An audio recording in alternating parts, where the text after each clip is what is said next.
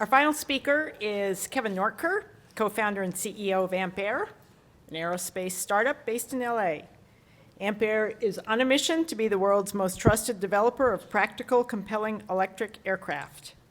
Leading Ampaire enables Kevin to combine his technical and management skills with his entrepreneurial vision, love for the outdoors, and passion for things that fly.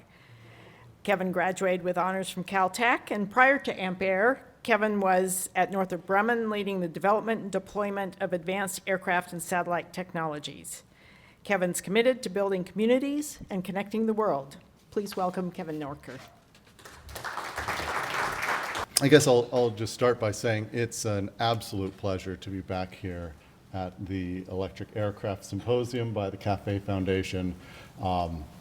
It's been a full year. It's been an incredibly eventful year for our industry. I've seen the industry continue to blossom. A year ago, there were people really coming up on here on stage, challenging the industry to be real, to fly, to do meaningful things soon. And over the last 12 months, we've certainly seen it. In addition to, I suppose, the Oshkosh Air Show, there's another big air show recently out in Paris, and that show was a little more focused on heavy industry. And of course, they flew around the big transport aircrafts and the fighters.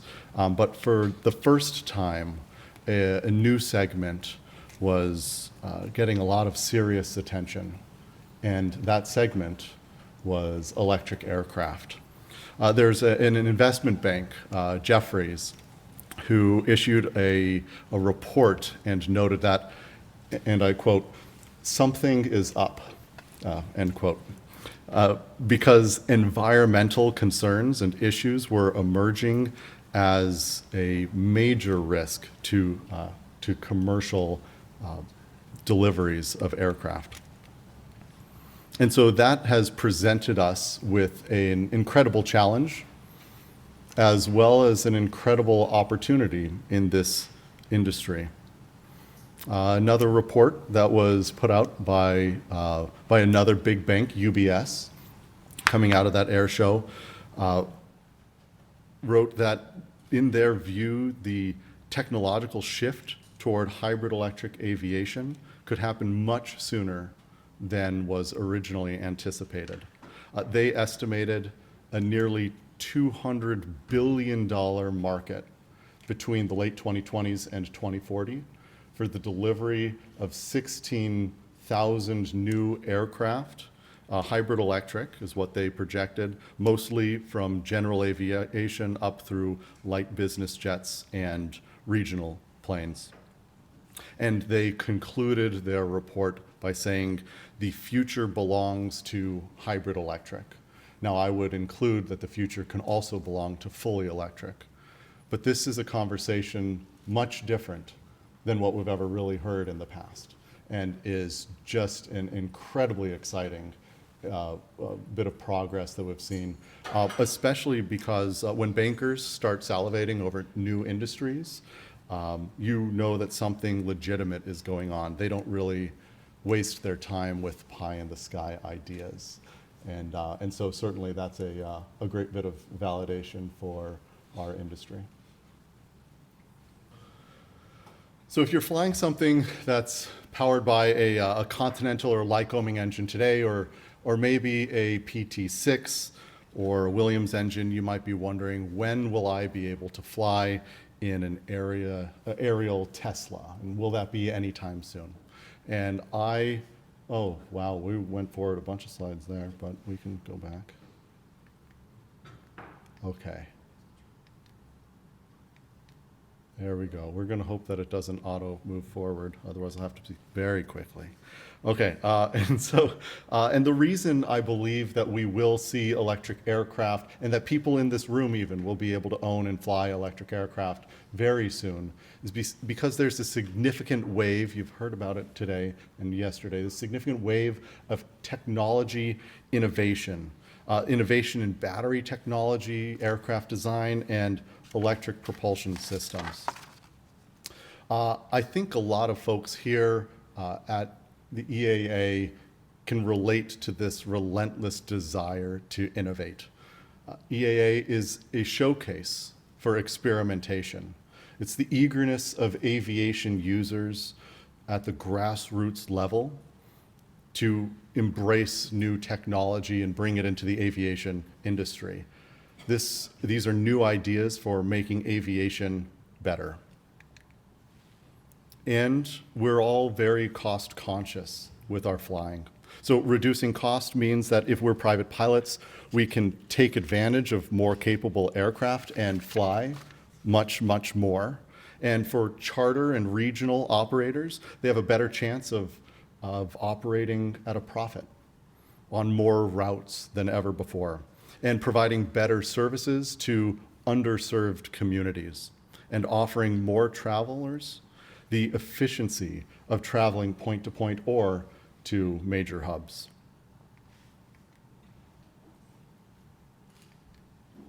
Can we go to the next slide, please? Thanks. Experimentation also enables us to have a greener way to experience aviation.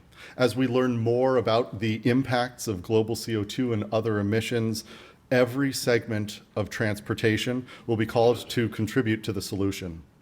For student pilots and licensed GA pilots, that probably means weaning ourselves off of leaded fuels and probably avgas entirely, and then kerosene and Jet A in favor of electric power and more sustainable alternative fuels. That day is approaching more quickly than anyone really expected. And Ampaire and others are developing solutions for commuter and regional aircraft. For larger aircraft, you see major companies like Boeing, Airbus, and Rolls-Royce looking at hybrid engines to include electric assist at the largest scales of planes. So here I hope to provide an idea of what we might be seeing at Oshkosh in just a few years. So at Ampaire, our motto, like you've actually heard mentioned a few times earlier today, is that we are leading the charge. And today I'll talk to you a bit about exactly how we're doing that. And I'll also talk about what's driving this revolution in aviation. So first with the revolution. The first revolution, as we see it, in aviation was launched with the Wright brothers and the Wright Flyer, and that ingenious, lightweight gasoline-powered engine built by Charlie Taylor. The second revolution, about halfway between then and now, in the 50s, was the dawn of the jet age, and it changed the way we flew, the size of our planes, the range of them, and the economics on how they were operated. Breakthroughs in propulsion have always driven new innovation and progress in aerial transportation. And now we're entering the third revolution in this industry, as likely everybody in this room understands it. And that revolution will be electric. So you've heard a bit of discussion. Can we go to the next slide, please? Great, thanks. A lot of discussion about Norway, right? So to give you an idea about the impetus toward electric aircraft, the entire country of Norway has committed to all electric flights on internal routes, especially to service their remote communities where aviation is literally a lifeline. As a result of their commitment, every person in Norway can get from their remote communities to the capital city, Oslo, and back in the same day. And even more critical are the 400,000 patients transported between their home cities and hospitals annually. It is truly a lifeline for these people. And Norway and Avinor, the Norwegian airport operator, are mandating electric flights on all routes under 90 minutes in duration. And Ampaire seeks to be one of the first to enter that market. So here are some figures that you may have heard before. Aviation produces over 800 million tons of CO2. That's almost 3% of global emissions, and injects it directly into our atmosphere every year. So we're paying a significant environmental cost for the privilege of flying. But there's also a significant economic challenge that challenges every segment of aviation. Airline profitability rises and falls with the cost of Jet A. The problems are more acute for regional airlines who struggle to be profitable, subject to high operating costs, especially on a seat mile basis. So that's why the tickets on these small commuter airlines can be absurdly expensive, more than your ticket to London in cases. These small regional airlines oftentimes only survive due to government subsidies to the tune of $300 million a year just here in the United States, and greater than that internationally. And if you've ever tried to fly over a smaller town or community airport, you know that if you have any choices, that might be just the 6 a.m. flight, because they can't offer a level of convenience and frequency that they otherwise might be able to if they were able to reduce that operating cost and stimulate greater demand. So let's consider what electrification, this third revolution in aviation, would be able to do to this picture. So first, we'd be able to cut the energy costs. As you've heard before, significant reductions in the direct operating cost by reducing that energy cost by up to 90%. Maintenance costs can be reduced by up to 50%. Noise can be reduced by 2/3, maybe even more. One of the most exciting things I've heard in the last week was when the E-Flyer 2 was measured and was undetectable at 500 feet. When we were doing our flight tests, though we didn't have a direct measurement of it, buzzing the runway was completely unsuccessful because there was no buzz. It was amazing.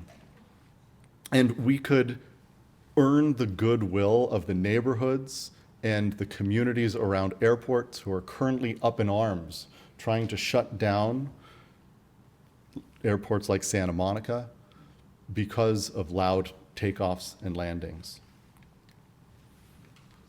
And we can significantly reduce the number of direct emissions and overall tailpipe emissions for our planes. And of course, everybody knows the $100 burger. That's a $10 hamburger and $90 side of avgas. We anticipate that we'll be able to turn this into about a $15 hamburger. 10 for the meal while your plane sips up a few extra kilowatts while you're eating. So this is at the core of what we try to do at Ampaire. Our mission is to be the world's most trusted developer of practical, compelling electric aircraft. We're not just here to talk about it, we're here to do that today with real planes brought to market as soon as possible. But we share in this great vision for an exciting future of new aircraft like you've seen before. Our concept plane we call the Tailwind. Just like other planes, it could incorporate the most advanced technologies, whether those are from advanced composites or AI flying the plane or the most advanced electric vehicle technologies. It has a boundary layer ingesting ducted fan with thrust vectoring in the back there to increase your efficiency. And wow, what an immense and amazing vision for the future of aviation. Our heads are certainly in the clouds, but our feet at Ampaire, our feet are firmly on the ground with our approach. We know that new aircraft like the Tailwind could consume hundreds of millions of dollars and over a decade to truly bring to market. And we know that we have to bring the certification authorities along with us on that type of a journey. The FAA has to learn from and with industry, and that's best accomplished through smaller steps. We also have to have the ground infrastructure in place, and just like with automobiles, that will take some time to emerge. And it will take pull from consumer demand and push from governments and regulatory bodies as well. So we're starting instead with a pragmatic vision that is step by step in our approach. We're taking a scalable approach to quickly develop and commercialize and expand the aviation market from the very beginning.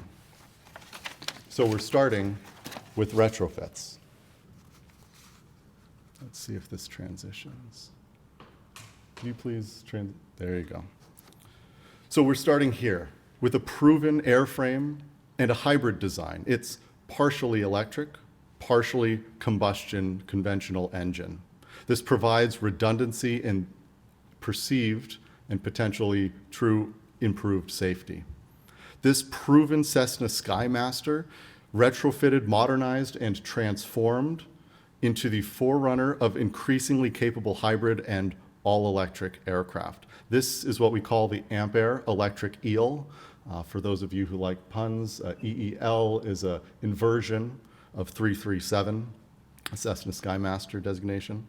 It's been flying since June of this year. Again, we're not just talking about electrifying planes, we are actively doing this today. We're leveraging the existing electric vehicle supply chain and existing airframes. We're uniquely specializing in vehicle integration and optimization, so we can electrify not just one plane or two or three, but any plane that's out there.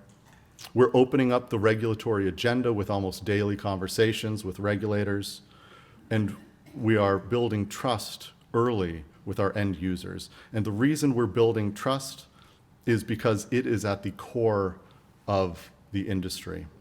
While others are focused on amazing solutions that may not be available, truly available commercially for a decade or more, we're taking a lean, agile, and scalable approach. The electric eel is flying today.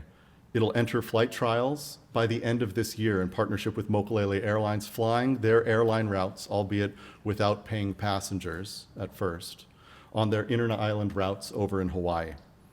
This moves the industry from tiny and concept flying cars and aircraft targeted at ultra-high net worth individuals and moves products that are available for airlines and charter operators and your typical general aviation pilots, ones that they can use as well.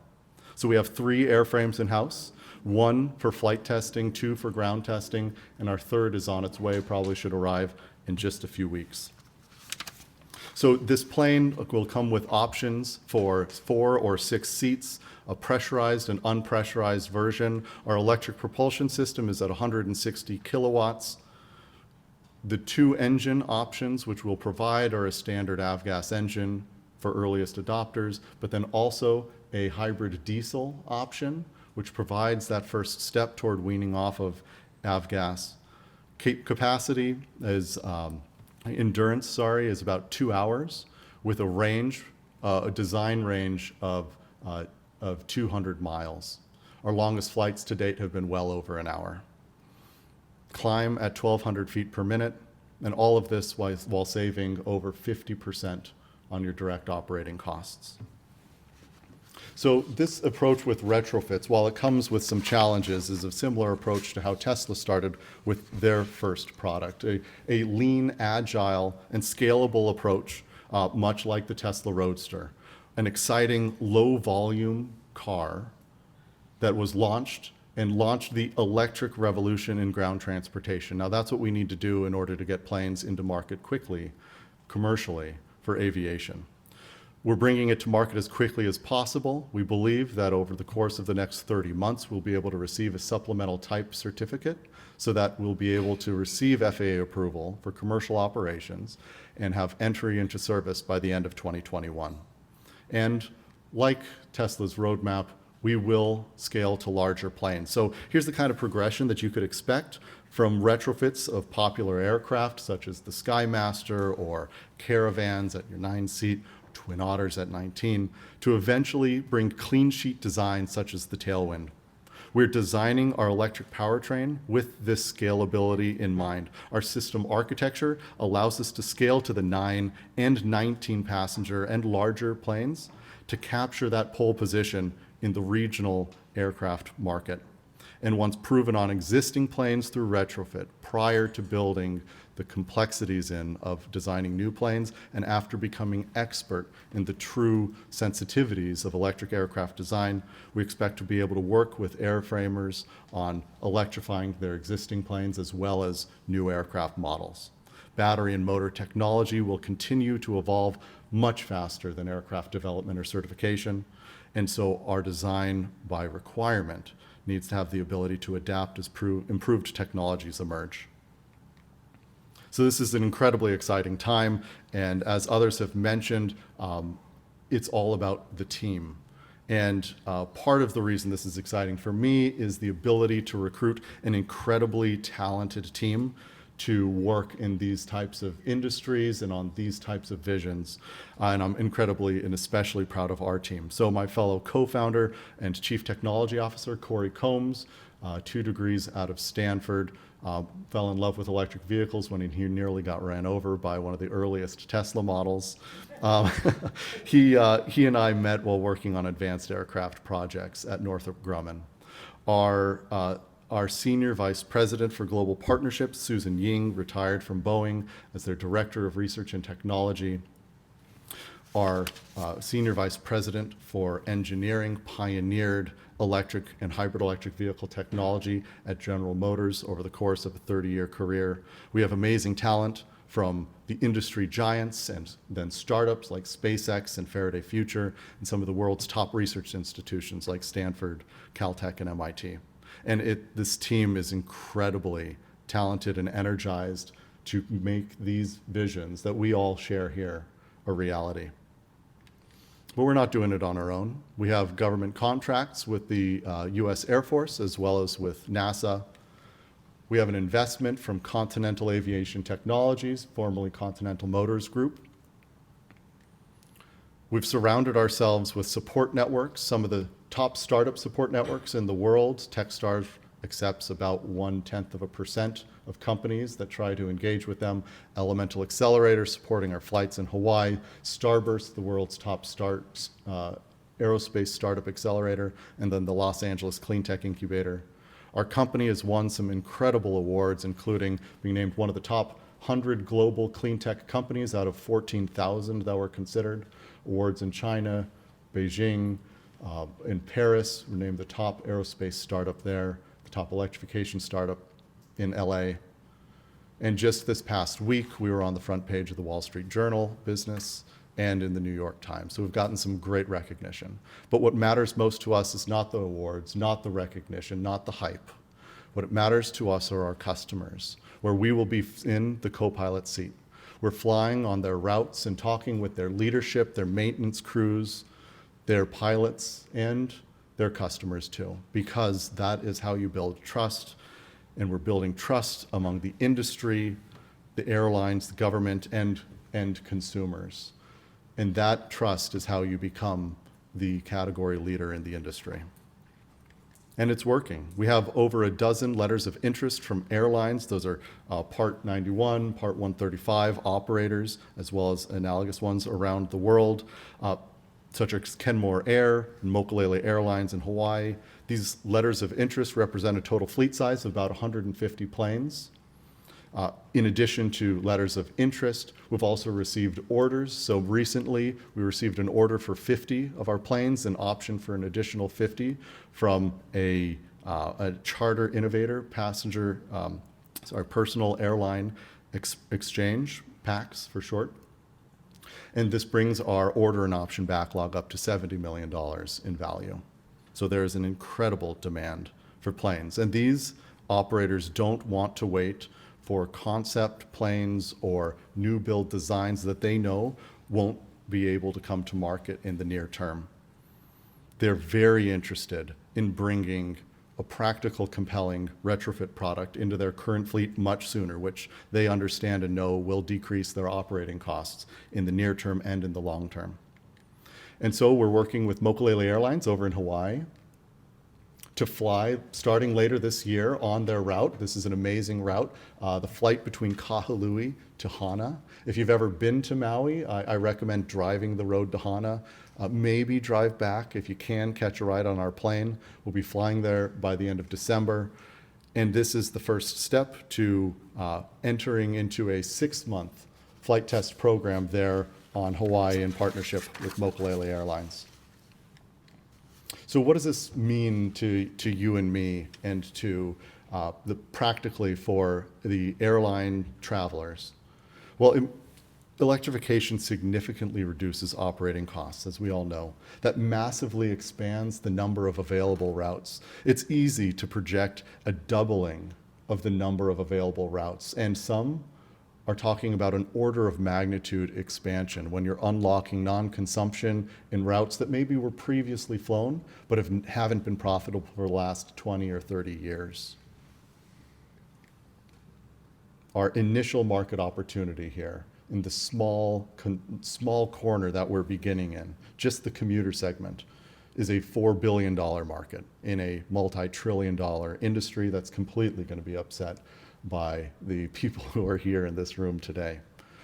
And we see great potential in addition to building our own retrofits, but again, working with OEMs in order to ensure that every aircraft currently flying or future has the opportunity to be electric or hybrid electric.